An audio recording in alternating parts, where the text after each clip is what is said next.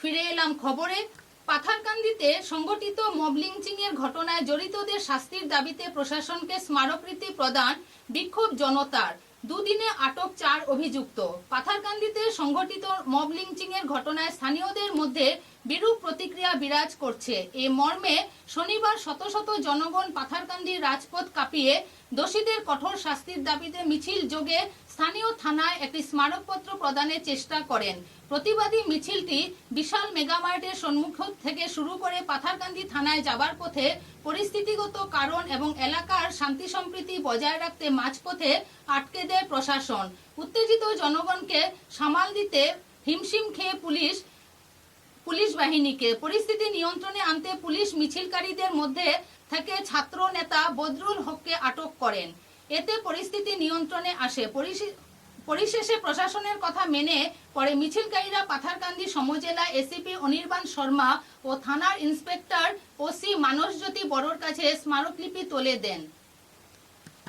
স্বাক্ষর হইব, আপনারা কেউ স্বাক্ষর ছাড়া যাইবা না। স্বাক্ষর হওয়ার পরে আমরা শান্তিপূর্ণভাবে একটা পদযাত্রা করব। মেমোরেন্ডামটা আমার সাথী ভাই কইবা এটার ব্যাপারে ভালোভাবে একটা পদক্ষেপ নেওয়া হইব। আপনারা একটু সাইলেন্ট হবো, কিপ সাইলেন্ট। আজকে আমরা এখানে উপস্থিত হয়েছি, আমরা উপস্থিত হওয়ার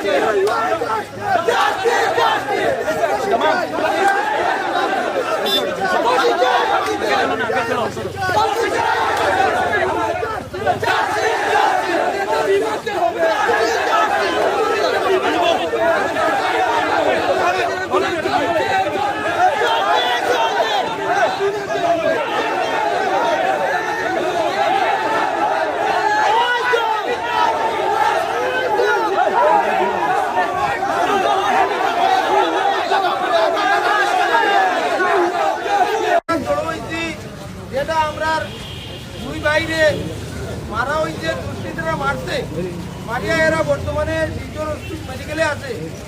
নালগঞ্জ মারা হয়েছে, এর লাগে আমরা সব জড়ো হয়েছি। তো আজকে জড়ো হওয়ার কারণ হচ্ছে ওটা।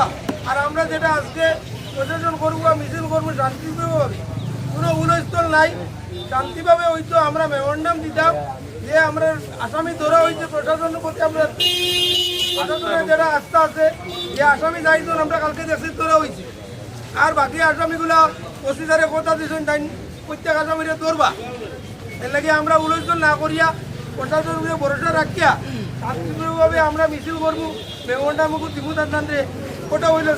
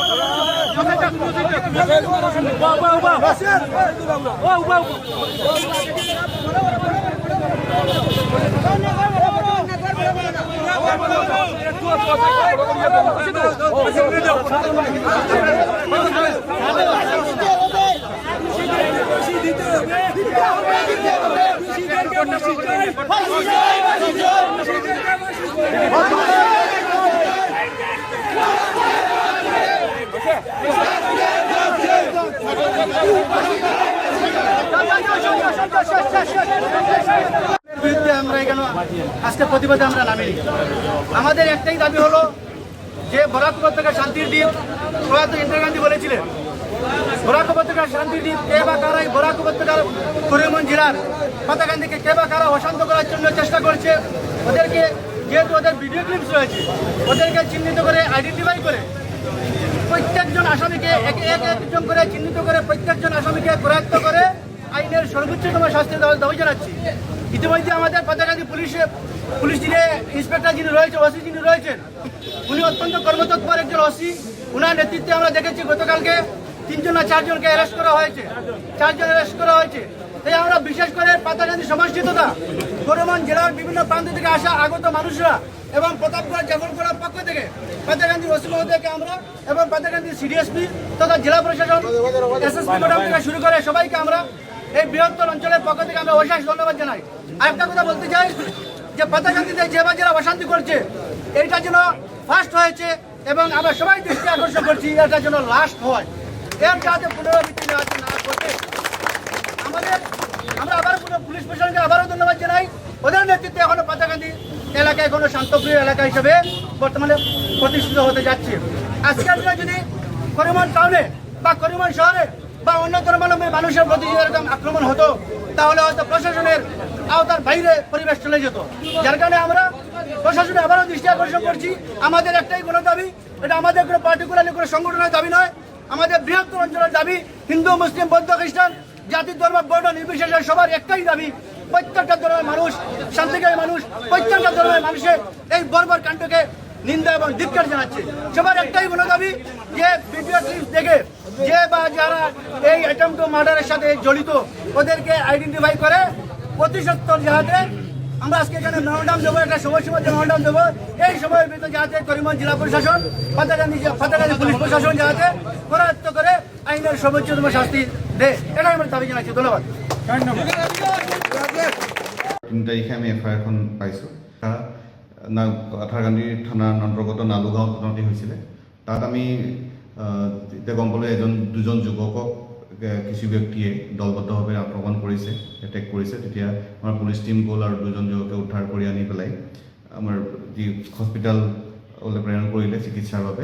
আৰু তাৰ লগে লগে যে অনুসন্ধান কৰা গ'ল তেতিয়া গম পোৱা গ'ল যে ব্যক্তি দুজনে নালুগাঁৱৰ প্ৰায় নিশা 9:30 মানত তেওঁলোক আহিছিলে। আহি পেলাই তেওঁলোকে যি এফআইআৰ কৰা তথ্য মতে তেওঁলোকে গৰু তেওঁলোকৰ বিচাৰি আহিছিলে, তেওঁলোকে হেৰুৱা গৰু।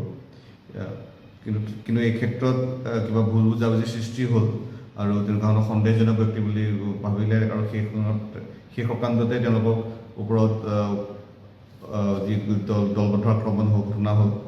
আৰু তাৰপিছত আমাৰ subsequently on the basis of the FIR আমি এটা কেছ ৰেজিষ্টাৰ কৰিলোঁ 70/2026 পাথাৰকান্দি PS কেছ নাম।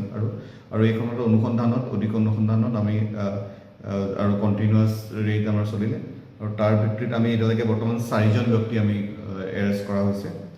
আৰু 4জন ব্যক্তিক তেওঁলোকৰ নাম হৈছে ক্ৰমান্বয়ে দুদুমণি সিনহা, ৰাজাৰগাঁও পাথাৰকান্দি PS, ভাস্কৰ সিনহা নালুগাঁও পাথাৰকান্দি PS, শ্যামল সিনহা ৰাজাৰগাঁও পাথাৰকান্দি PS আৰু মথনো সিনহা পাথাৰকান্দি PS। তাৰে তাৰ স্পষ্টকৈ আমি সেই ভিডিঅ'ৰ পৰা তথা আমাৰ লোকেল তথ্যৰ পৰা অনুসন্ধান কৰি গম পাইছোঁ এইকেইজন লোক জড়িত আছিলে। আৰু তাৰ লগতে যিজন এটা এয়াৰগান ইউজ হোৱাও আমি দেখা পাইছিলোঁ, সেই ব্যক্তিজনটোক বৰ্তমান কৰায়ত্ব কৰা হৈছে। আৰু এই ক্ষেত্ৰত সেই ব্যৱহাৰ হোৱা কিবা ধৰণৰ অস্ত্ৰ আছিল নেকি আৰু তাৰ উদ্ধাৰৰ বাবে তথা জড়িত অন্য ব্যক্তি যি আছে তেওঁলোকক কৰায়ত্বৰ বাবে আমাৰ অনুসন্ধান চলি আছে। যোন ব্যক্তিত জড়িত আছে আমি আইনগতভাৱে যি ব্যৱস্থা আছে সেইখিনি ল'ম। তাৰ লগতে কি সকান্ত কিহৰ কাৰণে ঘটনাটো হ'বলৈ পালে, একচুৱেলি কি ঘটনা আছে, কিহৰ কাৰণে সূত্ৰপাত হ'ল, কেনেকৈ ঘটনাৰ আৰম্ভণি হ'ল, তাৰ ক্ষেত্ৰত আমি অনুসন্ধান চলাই আছোঁ।